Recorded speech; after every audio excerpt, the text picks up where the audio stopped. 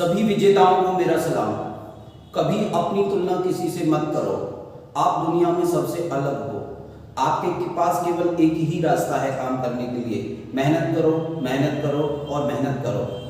और मेहनत का एक ही तरीका है, रिपीट करो, रिपीट करो और रिपीट करो। घोड़े की और बंदर की कोई तुलना कभी हो नहीं सकती। यदि आप तुलना में लगे रहोगे तो नीचा देखते रहोगे और कभी सफल मत होगे, नहीं हो पाओगे। अपने आप को अपनी नज़रों से देखो। रोज मेहनत करो, रोज आगे बढ़ो। इतनी बार रिपीट करो, इतनी बार रिपीट करो कि वर्ल्ड रिकॉर्ड तोड़ दो। आप जीत जाओगे। इसीलिए मैं आपको विजेता कहता हूँ। आइए शुरू करते हैं हम आपकी वीडियो। और आज मैं स्वागत करता हूँ आपको आपके चैनल नवनिर्माण एकेडमी में। मेरा नाम है दिनेश गौतम। पहला क्वेश्चन देखिए, मैं लेकर आया हूँ 25 क्वेश्चन, ऐसे 25 क्वेश्चन जो कम से कम 5 बार परीक्षाओं में पूछे जा चुके हैं। इसीलिए मैं आपको विजेता कहता हूँ। इन चीजों पर यकीन करो, आगे बढ़ो कि ये क्वेश्चन पेपर में आएंगे, उसी तरीके से इनको याद करो। यदि आप यकीन नहीं करोगे कि ये पेपर क्वेश्चन में आते होंगे तो आप याद भी नहीं करेंगे, शायद आप इन्हें लिखकर छोड़ देंगे। ऐसा बिल्कुल मत करिएगा। यदि आपको यकीन नहीं होता है तो वीडियो आगे मत देखना। अगर आप चैनल पर नए हैं तो ये 7वीं वीडियो है हमारी। प्लेलिस्ट में हमने डाल दिया गया है पहले वाली 6 वीडियोस। प्रश्न देखते हैं, दाब का ध्वनि की चाल पर क्या प्रभाव पड़ता है? याद रखना है, दाब का ध्वनि की चाल पर क्या प्रभाव पड़ता है। इसका मतलब है यदि दाब को बढ़ाया जाए या घटाया जाए तो ध्वनि की चाल पर क्या प्रभाव पड़ेगा। तो उत्तर है इसका, दाब का ध्वनि की चाल पर कोई प्रभाव नहीं होता है। आपको याद रखना है। मैं यहाँ पर बता दूं, ताप बढ़ने पर यदि ताप बढ़े तो ध्वनि की चाल बढ़ती है। ये आप नोट में लिख लेना, चाल बढ़ती है। ठीक है। यदि दाब घटे या बढ़े तो दाब के घटने या बढ़ने का कोई प्रभाव नहीं पड़ता। ताप घटे बढ़ेगा तो ध्वनि की चाल बढ़ेगी, ताप घटेगा तो ध्वनि की चाल घटेगी। ध्वनि जो है, ध्वनि एक यांत्रिक तरंग है। ध्वनि एक यांत्रिक तरंग है। यांत्रिक तरंग है। कैसी होती हैं यांत्रिक तरंगें? ऐसी तरंगें जिनके चलने के लिए माध्यम जरूरी है। ऐसी तरंगें जिनके चलने के लिए माध्यम जरूरी है, वे तरंगें यांत्रिक तरंगें कहलाती हैं। और ध्वनि एक यांत्रिक तरंग है। तो ध्वनि यांत्रिक तरंग है तो ध्वनि के लिए माध्यम की आवश्यकता होगी।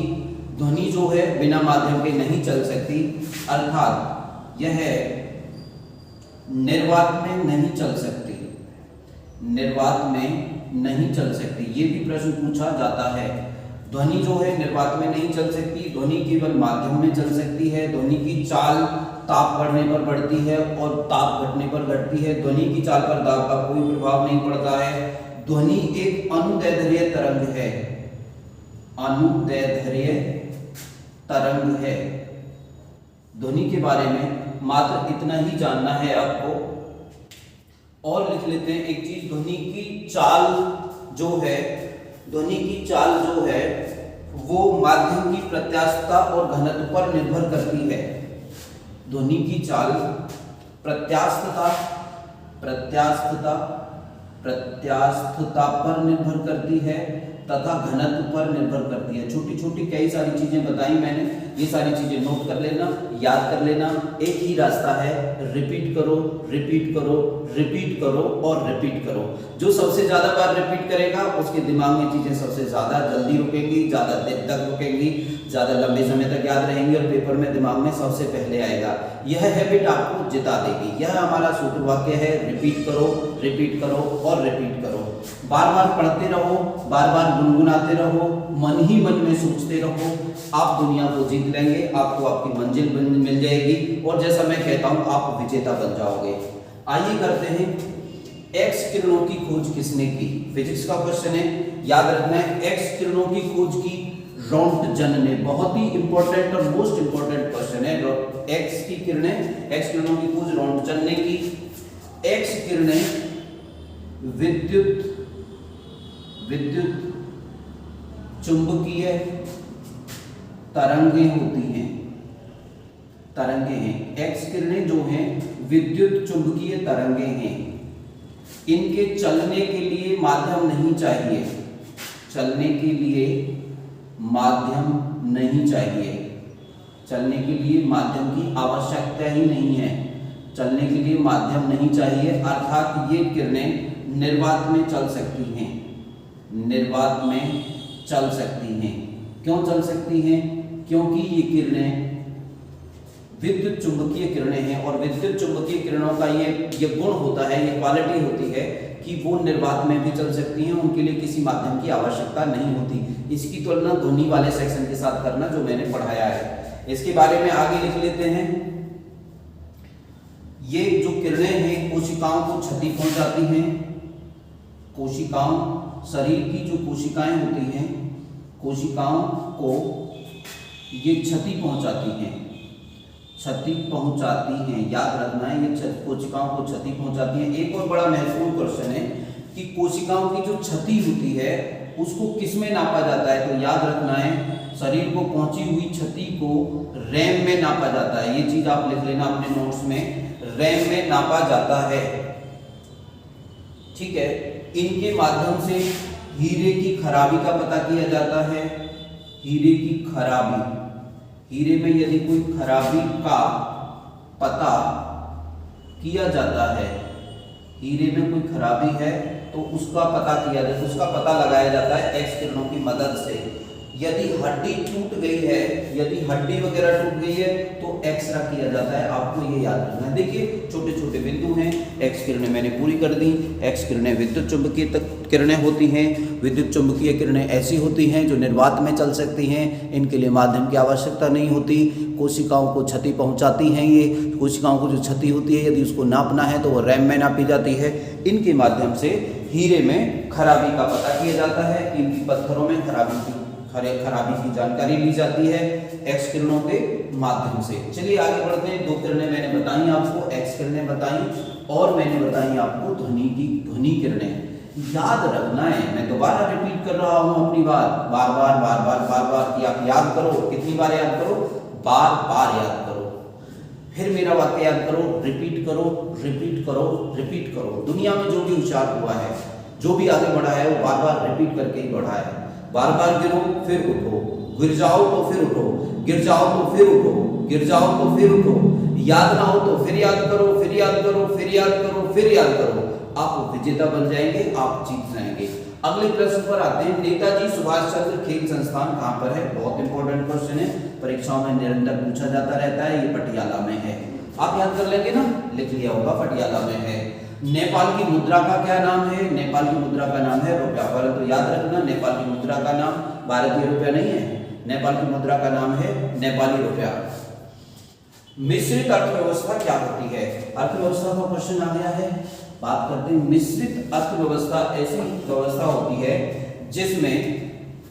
जिसमें प्राइवेट क्षेत्र, प्राइवेट क्षेत्र, प्राइवेट क्षेत्र और सरकारी क्षेत्र, सरकारी क्षेत्र, सरकारी क्षेत्र का सह अस्तित्व होता है, सह अस्तित्व होता है, सह अस्तित्व होता है। इसका मतलब ऐसा देश जहां पर प्राइवेट कंपनियों के साथ साथ सरकारी कंपनियां भी पनपती हैं या सरकारी कंपनियों के साथ साथ प्राइवेट कंपनियों को भी वरीयता दी जाती है, उस अर्थव्यवस्था को मिक्स्ड इकोनॉमी कहते हैं या मिश्रित अर्थव्यवस्था कहा जाता है। भारत की जो अर्थव्यवस्था है, भारत की अर्थव्यवस्था मिश्रित अर्थव्यवस्था है। उदाहरण है भारत, ये एग्जाम्पल है। भारत की अर्थव्यवस्था भी मिश्रित अर्थव्यवस्था है, ये आपको याद रखना है। अगली बात, किसान क्रेडिट कार्ड योजना कब शुरू हुई? किसान क्रेडिट कार्ड का मतलब है केसीसी योजना कब शुरू हुई? सन 1998 में केसीसी योजना शुरू की गई। इसका उद्देश्य किसानों को सस्ते और छोटे छोटे ऋण प्रदान करना है। आजकल गांव में किसानों को इससे बहुत ज्यादा मदद होती है। अगली बात देखिए, 19वां क्वेश्चन, गरीबी हटाओ का नारा किस पंचवर्षीय योजना में दिया गया? गरीबी हटाओ का नारा, गरीबी हटाओ का नारा 5वीं पंचवर्षीय योजना में दिया गया। तो 5वीं पंचवर्षीय योजना का जो समय था वो था 1974 से पांचवी पंचवर्षीय योजना का समय था 1974 से 1979 तक रखा गया था। ये याद रखना है आपको, 1979 से 1974 से 1979 तक रखा गया था। परंतु 1977-78 में 1977-78 में कांग्रेस चुनाव हार गई, जनता पार्टी की सरकार बनी। जनता पार्टी की सरकार पहली ऐसी सरकार थी जो सरकार गैर कांग्रेसी सरकार थी। मोरारजी देसाई प्रधानमंत्री बने। पांचवी पंचवर्षीय योजना की बात है, जब ये पांचवी पंचवर्षीय योजना चल रही थी तो उन्होंने 1978 में ही पांचवी पंचवर्षीय योजना को समाप्त कर दिया। तो इन बातों से आपको लगा होगा, यह प्रश्न पूछा जाता है कि भारत की पंचवर्षीय योजना के इतिहास में कौन सी ऐसी पंचवर्षीय योजना थी जो पंचवर्षीय योजना को एक साल पहले ही खत्म कर दिया गया। याद रखना है, पांचवी पंचवर्षीय योजना को एक साल पहले ही खत्म कर दिया गया था। एक साल पहले खत्म। यस, किसने किया था? जनता पार्टी की सरकार में। प्रधानमंत्री कौन थे? मोरारजी देसाई। पांचवी पंचवर्षीय योजना कब बनी? 1974 में। इसका कार्यकाल कब तक था? 1969 तक, 79 तक। लेकिन इसको एक साल पहले ही खत्म कर दिया, बात खत्म हो गई। इसमें गरीबी को हटाने के लिए योजनाएं तैयार की गई थी और इसी में गरीबी हटाओ का नारा दिया गया था। इंदिरा गांधी की सरकार ने दिया था गरीबी हटाओ का नारा। क्वेश्चन ये भी आता है, गरीबी हटाओ का नारा किसने दिया था? इंदिरा गांधी ने गरीबी हटाओ का नारा दिया था। शरीर को ऊर्जा देने वाले पदार्थों के क्या नाम हैं? कार्बोहाइड्रेट और वसा। याद रखना है, कार्बोहाइड्रेट तुरंत खाइए, तुरंत ऊर्जा पाइए। वसा भी तुरंत खाइए, तुरंत ऊर्जा पाइए। कार्बोहाइड्रेट फलों में होता है, वसा तेलों में होता है और घी में होता है। कार्बोहाइड्रेट जो है कम समय के लिए ऊर्जा, कम समय के लिए ऊर्जा देता है, एनर्जी देता है। और जो वसा के द्वारा दी गई एनर्जी है वो ज्यादा समय के लिए शरीर में रुकती है, ज्यादा समय के लिए। लंबे समय के लिए वसा से एनर्जी लेते हैं और कम समय के लिए आप कार्बोहाइड्रेट खाकर एनर्जी ले सकते हैं। ठीक है, यहां पर देखिए क्वेश्चन नंबर 17। क्वेश्चन दिया है कि परमाणु बम का आविष्कार किसने किया था? ये मिट गया है, मैं लिख देता हूं। परमाणु बम का आविष्कार किया था ऑटो हान ने। ऑटो हान ने परमाणु बम का आविष्कार किया था। उम्मीद है आप इसे समझ पा रहे होंगे। ऑटो हान ने परमाणु बम का आविष्कार किया था। परमाणु बम को और किस नाम से जाना जाता है? Atom bomb. एटम बम कहा जाता है। ये किस सिद्धांत पे काम करता है? ये नाभिकीय विखंडन के सिद्धांत पर काम करता है। नाभिकीय विखंडन का सिद्धांत इसमें होता है। ठीक है, नाभिकीय विखंडन कौन सी रिएक्शन होती है? परमाणु बम के अंदर अनियंत्रित श्रृंखला अभिक्रिया होती है। अनियंत्रित श्रृंखला अभिक्रिया के सिद्धांत पर काम करता है। देख लीजिए, इसका आविष्कार ऑटो हान ने किया था और ये इसे एटम बम कहते हैं। नाभिकीय विखंडन के सिद्धांत पर काम करता है और इसमें अनियंत्रित अभिक्रिया होती है। एटम बम, नाभिकीय विखंडन। ठीक है, बात खत्म हो गई। इधर वाले सेक्शन पर आते हैं, आप गौर से देखिएगा। उम्मीद है आपको ठीक से समझ में आ गया है, ऐसा मानकर मैं क्लास को आगे बढ़ा रहा हूं। देखिए, शक संवत कब शुरू हुआ? तो बच्चों, शक संवत कब शुरू हुआ? शक संवत शुरू हुआ था 78 ईस्वी में। 78 ईस्वी में शक संवत की शुरुआत हुई। 78 ईस्वी में 78 ईस्वी में शक संवत की शुरुआत हुई। शक संवत की शुरुआत किसने की? शक संवत की शुरुआत कनिष्क ने की। कनिष्क किस वंश का राजा था? कनिष्क कुषाण वंश का राजा था। कनिष्क किस वर्ष गद्दी पर बैठा था? तो कनिष्क 78 ईस्वी में गद्दी पर बैठा था। अपने गद्दी पर बैठने के उपलक्ष्य में कनिष्क ने शुरुआत की थी शक संवत की। ठीक है, जो कनिष्क था ये बौद्ध धर्म को मानने वाला व्यक्ति था। ये बौद्ध धर्म को मानता था। अगली बात इसके बारे में, इसके समय कुंडलवन में एक जगह थी, कुंडलवन में बौद्ध बौद्ध धर्म की चौथी संगति हुई। चौथी याद रखना है, कल की क्लास में लिखा था अशोक के समय तीसरी संगति हुई थी, कनिष्क के समय बौद्ध धर्म की चौथी संगति हुई। इसके जो अध्यक्ष थे इसके बौद्ध धर्म की संगति के जो अध्यक्ष थे उनका नाम था वसुमित्र। ये सब क्वेश्चन पेपर में आते हैं। वसुमित्र उसके अध्यक्ष थे। कनिष्क के समय बौद्ध धर्म दो भागों में बट गया, ठीक है। इसी के समय बौद्ध धर्म, क्वेश्चन आता है बौद्ध धर्म किसके समय दो भागों में बट गया। बौद्ध धर्म के दो भाग हो गए, एक तो हो गया था हीनयान और एक हो गया था महायान।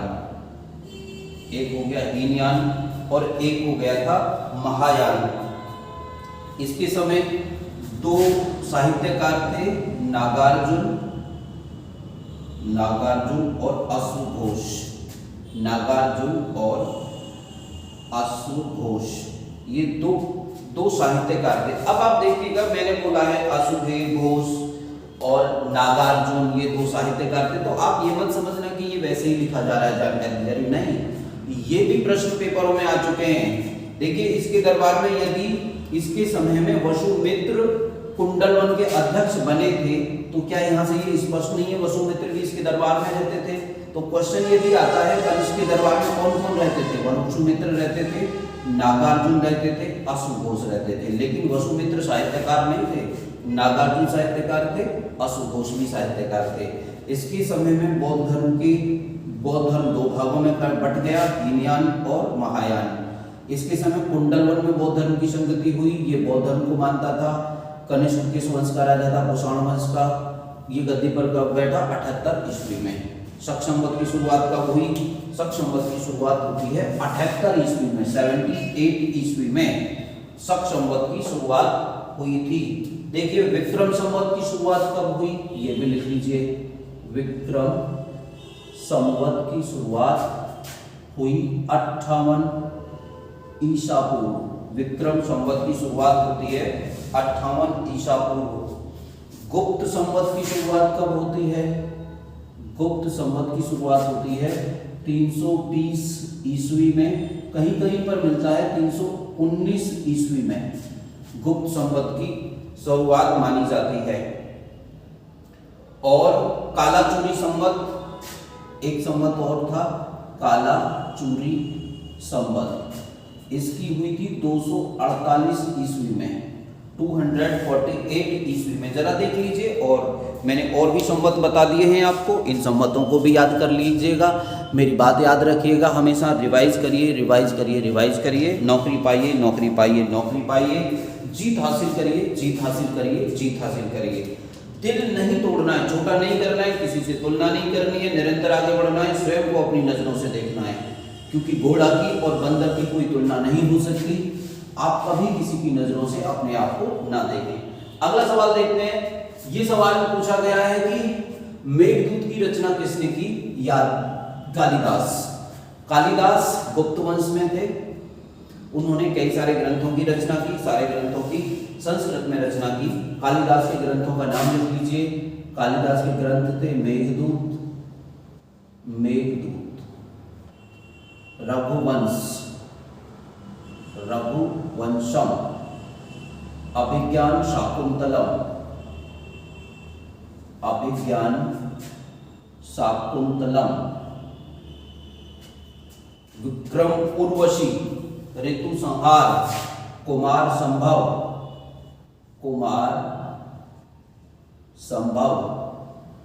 ऋतु संहार, विक्रम उर्वशी,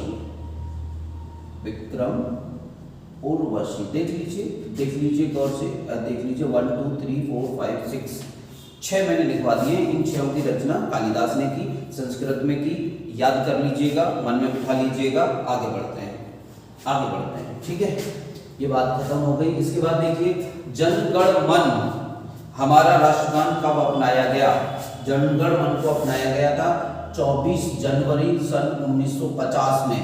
किसने अपनाया था? इसे अपनाया था हमारी संविधान सभा ने कि यह हमारा राष्ट्रीय गान होगा। इसके बारे में छोटी छोटी चीज़ें मैं बता देता हूँ। इसके बारे में मैं छोटी छोटी चीज़ें बता देता हूँ। इसकी जो रचना है, जनगण मन की रचना किसने की थी? रविंद्रनाथ टैगोर। मैं लिख देता हूँ R.N. टैगोर। आपको लिखना है रविंद्रनाथ टैगोर ने जनगण मन की रचना की थी। ये किस भाषा में उन्होंने लिखा था? किस भाषा में लिखा था? बांग्ला भाषा में लिखा था। बांग्ला भाषा में उन्होंने इसकी रचना की थी। पहली बार इसे कब गाया गया? पहली बार इसे गाया गया था 27 दिसंबर 1911 में कलकत्ता में कांग्रेस का अधिवेशन हुआ था। ये भी क्वेश्चन पेपर में आता है, पहली बार इसे कब गाया गया? 27 दिसंबर 1911 में गाया गया था। इसे कलकत्ता अधिवेशन में गाया गया था। इसके बाद पहली बार इसका प्रकाशन कब हुआ? सन 1912 में इसका पहली बार प्रकाशन हुआ। भारत भाग्य विधाता, इसका शीर्षक क्या था? भारत भाग्य विधाता शीर्षक से इसका भारत भाग्य विधाता इसका प्रकाशन हुआ 1912 में। गाया गया 1911 में 27 दिसंबर कलकत्ता का अधिवेशन हुआ था, उसमें पहली बार इसे गया था।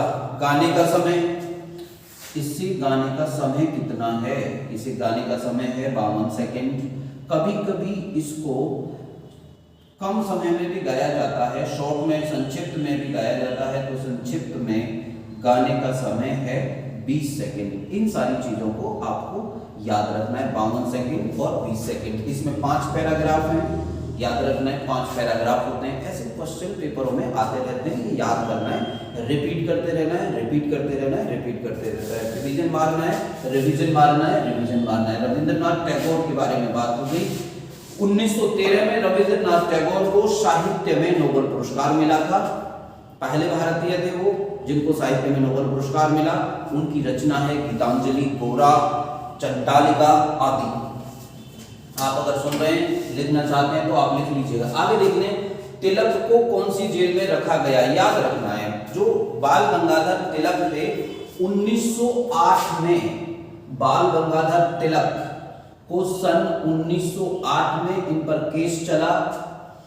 ओके, देशद्रोह का केस चला था इन पर, देशद्रोह का अंग्रेजों ने केस चला दिया।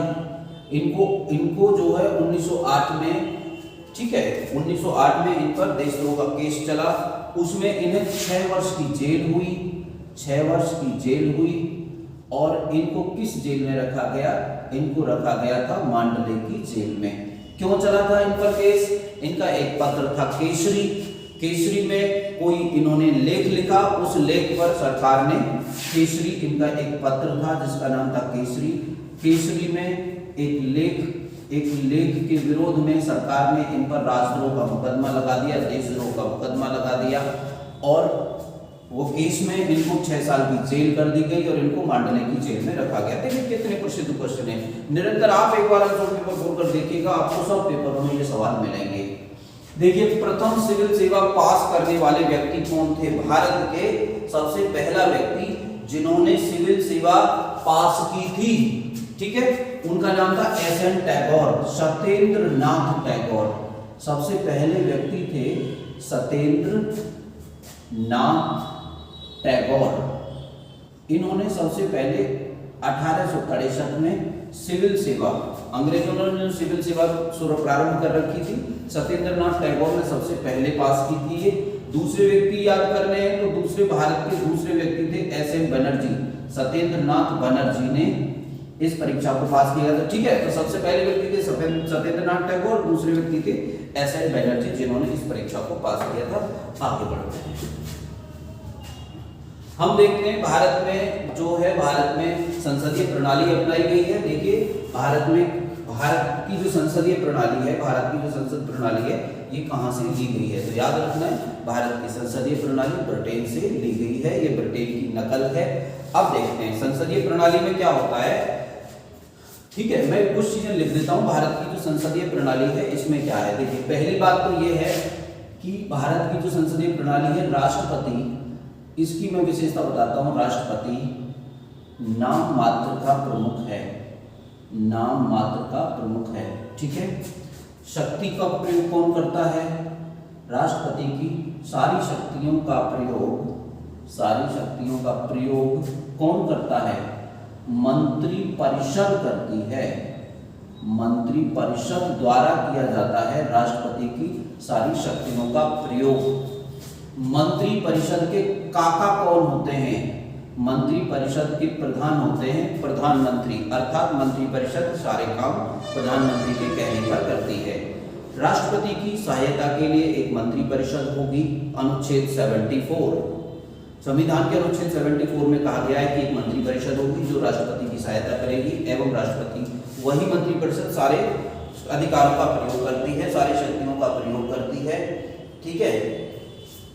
भारत में जो राष्ट्रपति है, भारत में जो राष्ट्रपति है, राष्ट्रपति का चुनाव होगा। ऐसा भारतीय संसद व्यवस्था के गुण है ये कि भारत में जो राष्ट्रपति है वो राष्ट्रपति का चुनाव होगा। राष्ट्रपति देश का प्रमुख होता है, उसका चुनाव होता है, इसीलिए भारत में गणतंत्र है। तो क्वेश्चन ये होगा, एक बात और है, भारत गणतंत्र क्यों है? क्योंकि भारत का अपना संविधान है इसलिए गणतंत्र है, और भारत का जो राष्ट्र प्रमुख है उसका चुनाव होता है, वह वंशानुगत नहीं होता। इसमें बस खत्म। राष्ट्र जो ये जो है ये मंत्रिपरिषद जो है सामूहिक रूप से संसदीय व्यवस्था में मंत्रिपरिषद जो है, मंत्रिपरिषद सामूहिक रूप से लोकसभा के प्रति जिम्मेदार होती है, लोकसभा के प्रति जिम्मेदार होती है। ये भारत की संसदीय व्यवस्था के गुण हैं, संसदीय व्यवस्था के लक्षण हैं। क्वेश्चन यदि आता है कि भारत में संसदीय व्यवस्था है, इसके प्रमाण क्या हैं, कैसे सिद्ध करोगे कि भारत में संसदीय व्यवस्था अपनाई गई है? तो हमने क्वेश्चन शुरू किया गया था, भारत की संसदीय व्यवस्था कहाँ से ली गई है? ये ली गई है ब्रिटेन से। भारत में जो संसदीय व्यवस्था है कैसी है? राष्ट्रपति नाम मात्र का प्रमुख होता है, शक्तियों का प्रयोग मंत्रिपरिषद करती है, मंत्रिपरिषद के प्रमुख प्रधानमंत्री होते हैं, राष्ट्रपति का चुनाव होता है, इसलिए यहाँ पर गणतंत्र है। मंत्रिपरिषद सामूहिक रूप से लोकसभा के प्रति मंत्रिपरिषद सामूहिक रूप से लोकसभा के प्रति जिम्मेदार होती है। ये सारी की सारी चीजें हैं जो भारत में जो संसदीय व्यवस्था है उसके लक्षण हैं। ये ब्रिटेन से लिया गया है, लेकिन परंतु ब्रिटेन की तरह बिल्कुल ब्रिटेन की तरह नहीं है, उसमें से बहुत सारी चीजें चेंज की गई हैं। अगली बात देख लीजिए, संसद के कितने अंग हैं? भारत में संसद के 3 अंग हैं। देख लीजिए, संसद अनुच्छेद 79 में दिया है संसद के 3 अंग हैं। भारत में संसद के 3 अंग हैं। कौन? पहला राष्ट्रपति, पहला तो है राष्ट्रपति, दूसरा लोकसभा और तीसरा राज्यसभा। ये संसद के 3 अंग हैं। क्वेश्चन खत्म हो गया। अनुच्छेद 79 में दी गई है कि संसद होगी, संसद के 3 अंग होंगे, राष्ट्रपति, लोकसभा और राज्यसभा। आगे बात करते हैं, चुनाव आयोग का उल्लेख कौन से अनुच्छेद में है? तो ये अनुच्छेद 324 में दिया गया है राष्ट्र चुनाव आयोग। यदि आपको चुनाव आयोग के बारे में बहुत सारी चीजें जाननी है तो आप हमारी प्लेलिस्ट में जाइए, वहां पर निर्वाचन आयोग के बारे में 13 मिनट के बाद 13 मिनट की एक वीडियो बनी हुई है, उसमें निर्वाचन आयोग कैसे काम करता है। वर्तमान में निर्वाचन आयोग में 3 सदस्य होते हैं। एक होता है मुख्य चुनाव आयुक्त और 2 होते हैं चुनाव आयोग। ऐसी व्यवस्था 1993 में की गई थी। 93 से अभी तक 3 सदस्य ही होते हैं। मुख्य निर्वाचन आयुक्त को आसानी से नहीं हटाया जा सकता है, बहुत बड़ा पद होता है, उनको ऐसे ही हटाया जाता है जिस प्रकार से उच्चतम न्यायालय के न्यायाधीशों को हटाया जाता है। बाकी चीजें बाद में, इतना बहुत है। अगली बात करते हैं, देखिए दल बदल कानून कब बना? दल बदल कानून का मतलब है चुनाव जीतने के बाद लोग सरकार गिरा देते हैं और दूसरे दल को ग्रहण कर लेते हैं या सदस्यता ग्रहण कर लेते हैं, इससे सरकार गिर जाती है। इसे रोकने के लिए सन 1985 में सरकार ने दल बदल कानून बना दिया। 1985 में कैसे बनाया? 1985 में किया सरकार ने 52वां संविधान संशोधन, 52वां संविधान संशोधन किया सरकार ने, और 52वें संविधान संशोधन के द्वारा 52वें संविधान संशोधन कब किया? 1985 में किया। 1985 में करके दल बदल कानून बना दिया और इसके द्वारा 10वीं अनुसूची भी जोड़ दी। 10वीं अनुसूची भी जोड़ दी। याद रखना है 10वीं अनुसूची में क्या है? दल बदल कानून। 10वीं अनुसूची कब जोड़ी गई? सन 1985 में जोड़ी गई। किस संविधान संशोधन के द्वारा जोड़ी गई? 52वां संविधान संशोधन के द्वारा जोड़ी गई। उसमें क्या रखा गया है? उसमें रखा गया है दल बदल कानून। संविधान में प्रारंभ में 8 अनुसूचियां थी, संविधान में अब 12 अनुसूचियां हैं। 11वीं अनुसूची में पंचायतें रखी गई हैं, 12वीं अनुसूची में नगर पालिकाओं का उल्लेख है। बात करें आगे, चलिए। मत देने का अधिकार एक विधिक अधिकार है। मत देने का अधिकार विधिक अधिकार है। विधिक अधिकार का तात्पर्य है यह एक कानूनी अधिकार है। वोट देने का जो अधिकार है एक कानूनी अधिकार है, यह संवैधानिक अधिकार नहीं है। एक और इसके बारे में चीज लिख लेते हैं, विधिक अधिकार का मतलब के बारे में इतना जान लीजिए। अनुच्छेद 326 में दिया गया है वयस्क मताधिकार। वयस्क मताधिकार की बात की गई है अनुच्छेद 326 में। तो बात करते हैं पालघाट दर्रा कौन कौन से राज्यों को जोड़ता है। देखिए अगला क्वेश्चन है, इसी के नीचे है। पालघाट दर्रा केरल और तमिलनाडु 2 राज्यों को जोड़ता है। पालघाट दर्रा कितने राज्यों को जोड़ता है? यह दर्रा 2 राज्यों को जोड़ता है। कौन कौन से? केरल और तमिलनाडु 2 राज्यों को जोड़ता है। यहाँ से आगे बढ़ जाइए, यहाँ से आगे बढ़ जाइए। आगे है भारत की जलवायु कैसी है? भारत की जलवायु मानसूनी जलवायु है। भारत में मानसूनी जलवायु है। मानसूनी जलवायु कैसी होती है? जहां पर मौसम बदलने पर हवाएं अपनी दिशा बदल लेती हैं, उस जलवायु को मौसमी जलवायु के नाम से जाना जाता है। बात खत्म। ये बात खत्म हो गई। दक्षिण भारत की सबसे लंबी नदी का नाम बताइए। तो दक्षिण भारत की सबसे लंबी नदी का नाम है गोदावरी।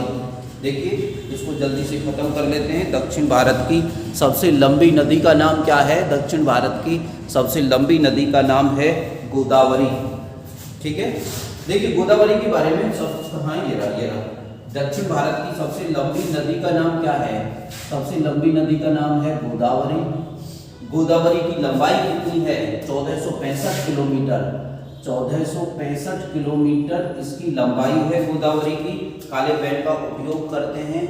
इसकी उत्पत्ति ये कहाँ से निकलती है? ये निकलती है नासिक जिले से। नासिक जिला है, नासिक जिले में त्र्यंबकेश्वर से निकलती है। त्र्यंबकेश्वर से ये नदी निकलती है। ठीक है, इसे बूढ़ी गंगा कहते हैं। इसे बूढ़ी गंगा कहते हैं। बूढ़ी गंगा कहते हैं। इसको वृद्ध गंगा भी कहते हैं। इसको दक्षिण भारत की गंगा, वृद्ध गंगा, बूढ़ी गंगा तथा दक्षिण भारत की गंगा भी कहते हैं। यह नदी गिरती कहाँ है? यह नदी आंध्र प्रदेश में बंगाल की खाड़ी में समाप्त होती है। कौन सी खाड़ी में? बंगाल की खाड़ी में यह नदी गिर जाती है। याद, ठीक है। इसके कौन कौन से मतलब नासिक नगर जो है इसके किनारे पर बसा है। और इसकी जो सहायक नदियां हैं, सहायक नदियों का नाम लिख लीजिए। सहायक नदियों का नाम है वैनगंगा। इसकी सहायक नदी है वैनगंगा,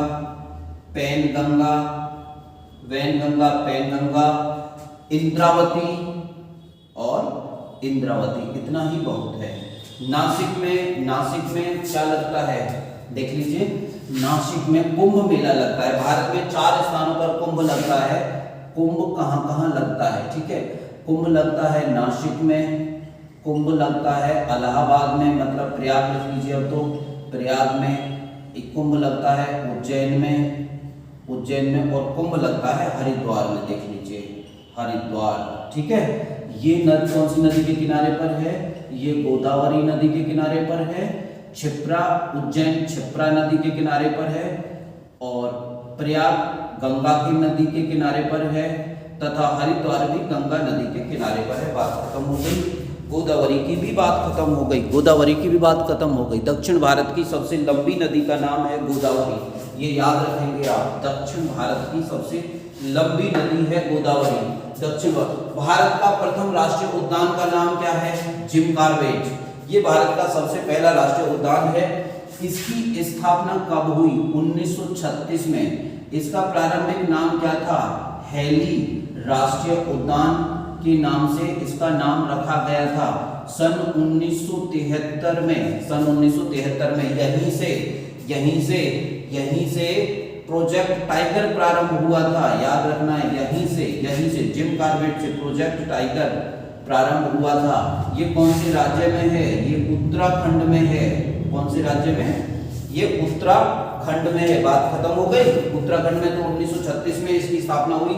हेली राष्ट्रीय उद्यान इसका प्रारंभिक नाम था। 1973 में यहाँ से प्रोजेक्ट टाइगर शुरू हुआ था और उत्तराखंड में अवस्थित है। आगे देखिए, तैरता हुआ राष्ट्रीय उद्यान, दुनिया का एक तैरता हुआ राष्ट्रीय उद्यान है, उसका नाम है केबुल लमाजाओ। ये कौन से राज्य में है?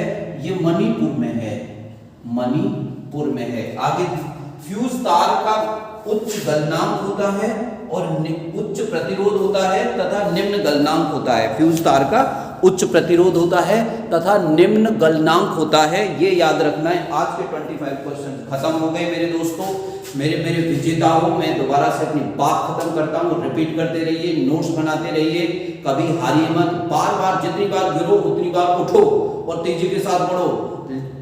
तेजी से उठो, तेजी के साथ बढ़ो, सीखो और आगे बढ़ो। गलतियां दोबारा मत करो, बढ़ते रहो, रिपीट करते रहो।